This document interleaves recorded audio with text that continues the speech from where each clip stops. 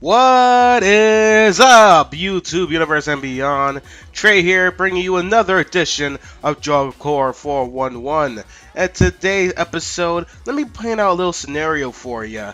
See if this is a little relatable for those of you who already been through the Job Core struggle, and you might be feeling like you need a nostalgia trip. So let me paint this scenario out for you. You just got done from eating dinner. It was whack as fuck. I'm not gonna lie to you. The dinner was not good. You are still hungry because you barely ate a thing from that nasty plate they tried to serve you, but you don't got no money because that little pay call you already had spent on Chinese food from the last get together you and your friends had at the rec center. So you thinking to yourself, how am I gonna get me some money to get what I want? What if I told you that there was a way that you can make additional money while you're at Job Corps? That's right, and let me bring to you some quick ways, or let me reiterate that these are not quick by any means, but some additional ways that you can make money from being in Job Corps. Because let's be honest, that $25 every other week isn't going to cut it for some people, and I was included in that bunch. Slight disclaimer here, these are not scams, alright? These are honest, good money laundering schemes. So seriously though, these are legit ways you can make money while you're at Job Corps besides the money that you're automatically given for being at Job Corps. And I'm not scamming anybody. I never scammed anybody a day in my life. Don't believe anybody who told you otherwise.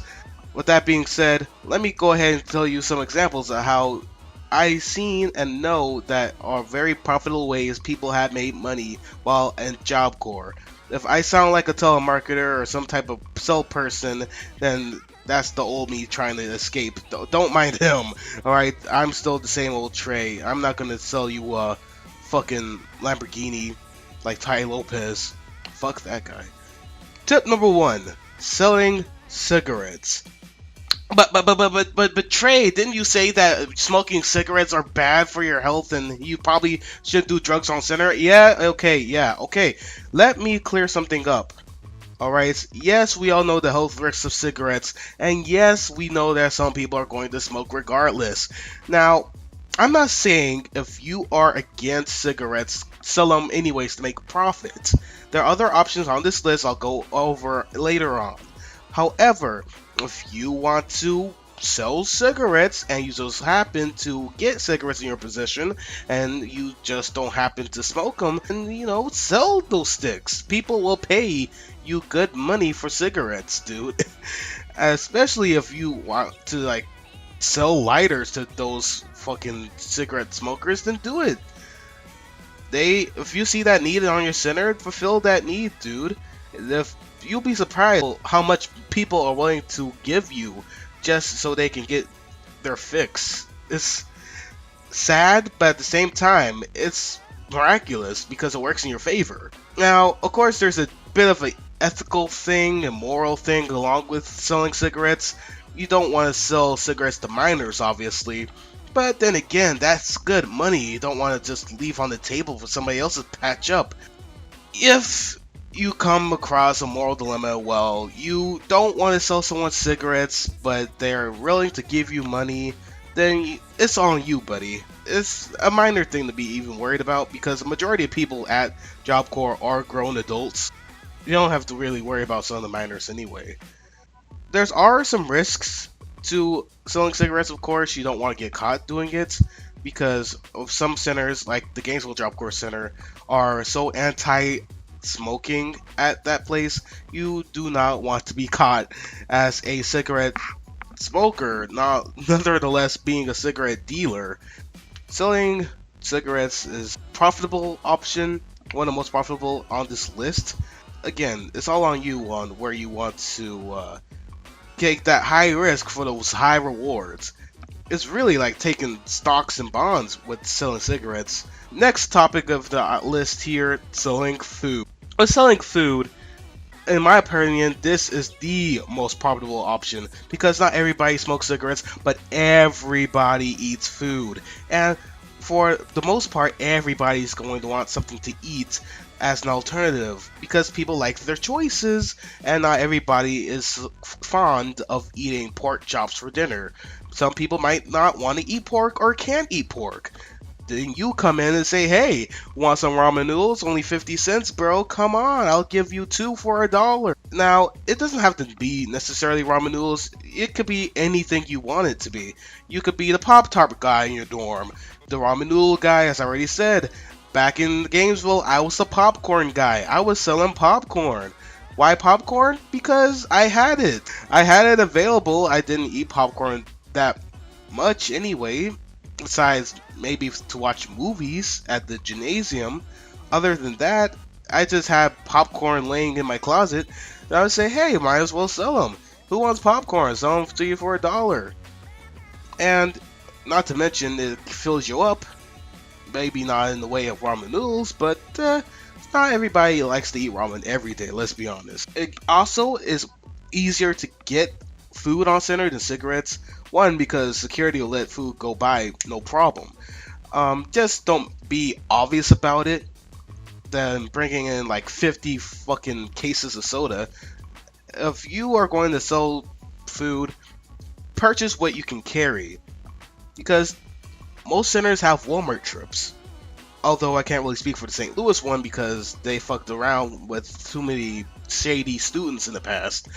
Most centers do a trip to the local store, more than likely Walmart, because Walmart is the neighborhood store and it's cheap for Job Corps students. If you hop on those trips, dude, it's a win-win situation. You get to get off center, you get to buy stuff that you need, and you get to buy shit that you want. Food included. It's a triple win. Go ahead and buy some snacks. If you don't eat them, you'll know fuckers are going to buy that shit. And if you're going to buy snacks, here's one last option that I'm going to mention about food. Do not shop gas station. Unless that shit is for you, nobody is going to buy that shit. Unless they're really desperate. Trust me, nobody wants to buy the week-old Little Debbie's that's been standing on the counters since last 2015. Okay, nobody wants to buy that shit, so don't try to offer that shit, bro. If you're gonna offer some good shit, offer the good shit. People want to buy good shit. Don't hog it all to yourself. But unless we're talking about pizza. Now, pizza is a whole different issue. From what I know, there's always a pizza place located somewhere near the center. And more often than not, the center has some type of deal with the pizza place where, hey, our students are probably going to call you around these times. Yeah, don't deliver to us around those times. It's fucked up, but it makes sense, especially if you have some students who like to call in advance and want to pay at the desk and end up, ooh, wait, I don't have any money. Can I pay you some type of other way? Here, have some fucking weed. This shit is some good kush, bruh. Yeah, don't offer to buy people pizza unless you're going half and half. Then by all means, it's a easy way to go and make a profit, and it's pretty fun. It's a nice way to make some friends, an easy way to make some enemies. It all depends on how personal you are with pizza. If you're a nigga like me, then you are territorial as shit when it comes to your pizza, and you don't tend to go half and half that often because, boy, it's how people would get on my fucking nerves. Can I get a slice? Nigga, you ain't paid for shit. I'm not sharing shit. I know I sound like a dick of me, but understand, I don't give a fuck. I came to this program for me. I couldn't give a fuck about you. Now, if selling food isn't much of your forte, you're not that much of a salesperson, that's understandable. What you can do instead is do tasks for students, do chores, do things around center to earn money. No, I'm not talking about tricks. No tricks. No scam. Okay, I'm not talking about betting because, as we already mentioned, that's not allowed. What I'm talking about is honest, hard work. That's one of the best ways to make money off right there, man. If you honestly are working for that money, then the money will come to you, dude. And let me tell you from experience, one of the few things that you can do for your center, be a barber. Like, no shit. Niggas will pay you money if you can cut hair. Especially if you can cut hair good. If you can cut hair good, niggas will line up and recommend you, and you get your own little clientele at the place. People will love your ass, nigga. They will line up at your door every weekend. Hey, what time you ready to cut hair? And no shit, dude. When the local guy left my first center, I was devastated. Like, well, who's gonna cut my hair now? I couldn't cut my hair for shit. I don't got my own clippers. I can't do shit with my afro.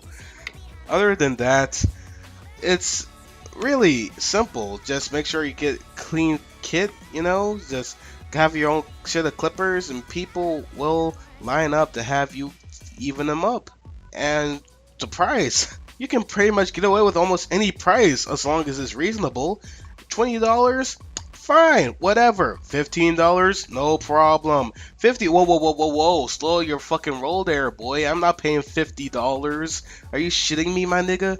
If you're making my hair fucking gold, blue, platinum, and silver, then sure, I'll pay you $50. But if it's just a simple tape line, you better put that shit down, boy. I'm telling you.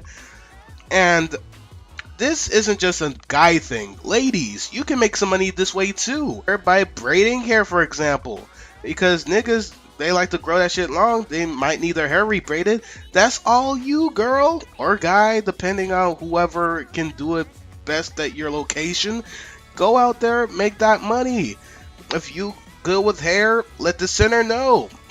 I'm not talking about announcing that shit in the morning assembly or anything, but I'm talking, hey, I do hair, just so you know. Oh, word? Yo, my roommate needs a haircut. I'll make sure I tell him. Oh, thanks, man. That's simple. And the last thing I'm going to teach you about making money at Job Corps, which is going to be the most controversial way to make money at Job Corps because of how fucked up it is. And no, I'm not talking about sucking dick. That is, again, no, that's frowned upon. Don't lower yourself to make a quick buck. You are in Job Corps for a reason. Don't revert back to your hoish ways, Dottie. No. Anyways, my last resort option. It's basically you're trading stocks and bonds with niggas. You are lending money. Lending money is one of the worst ways to make money at Job Corps. Not just because it's the most tedious and the most time-wasting way to make money. It's the most boring way. Like the easiest way you can make friends mad at you, make you lose friends, and it just messes up your psyche. Because every time you have the urge to just want to bother a nigga, you know, and say, hey, you got my money, hey, do you have my money, today? And of course, they'll want to be mad at you saying, I got you, why don't you believe me?